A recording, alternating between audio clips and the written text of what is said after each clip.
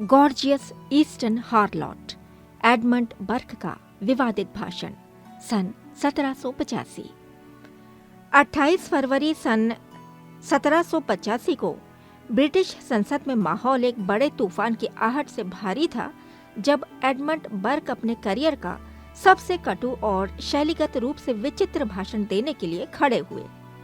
उनका निशाना ऑर्किड के नवाब मोहम्मद अली खान के इर्द गिर्द फैला प्रणालीगत भ्रष्टाचार और कर्ज का विशाल भूत था, जिसका इस्तेमाल ईस्ट इंडिया कंपनी और भारत के लोगों को ठगने के लिए किया गया था।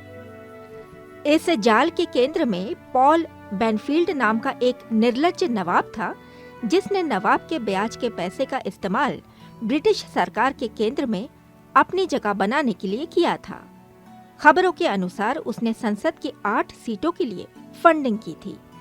बर्क के लिए बेनफील्ड एक ऐसा अपराधी था जिसे चीलों का भोजन होना चाहिए था, फिर भी वो सत्ता के सिंहासन पर बैठा था। भ्रष्टाचार के भयावहता को दर्शाने के लिए बर्क कानूनी बारीकियों को छोड़कर एक अत्यंत नाटकीय और लैंगिक रूपक की ओर मुड़ गए। उन्होंने घोषणा की कि संपूर्ण चुनावी प्रयास भारतीय सिद्धांतों और भारतीय हितों के आधार पर संचालित था।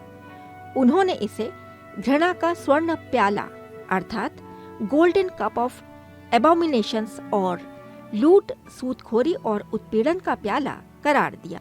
बर्क ने इस कामुक जहर के स्रोत के रूप में गॉर्जियस ईस्टर्न हार्लॉट की पहचान की, जो कि वास्तव में आर्कोट के नवाब का एक चौंकाने वाला और अपमानजनक चित्रण था। एक पुरुष भारतीय शासक को एक जादुई स्त्री के रूप में चित्रित करके बर्क ने सीधे तौर पर उस ओरिएंटलिस्ट कल्पना का सहारा लिया जो पूर्व को एक पीड़ित और एक भ्रष्ट करने वाले दोनों रूपों में देखती थी। ये नारी द्वेषी चित्रण पुरुष दर्शकों की पितृसत्तात्मक भावनाओं को भड़काने के लिए रचा गया था।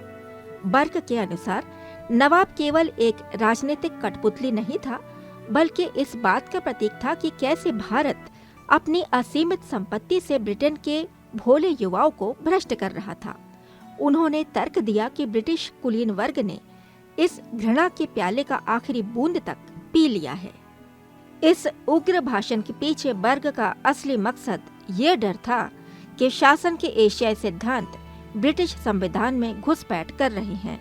हालांकि बर्क अक्सर भारत के दुखी निवासियों के प्रति गहरी सहानुभूति व्यक्त करते थे, लेकिन उनका ये भाषण एक कड़वी हकीकत को उजागर करता है। वो ये कि उन्होंने इस नस्लीय और लैंगिक कैरिकेचर अर्थात व्यंग्य चित्र का उपयोग पूर्व के घोटालों और ब्रिटेन की पवित्रता के बीच एक मजबूत रेखा खींचने के लिए किया था।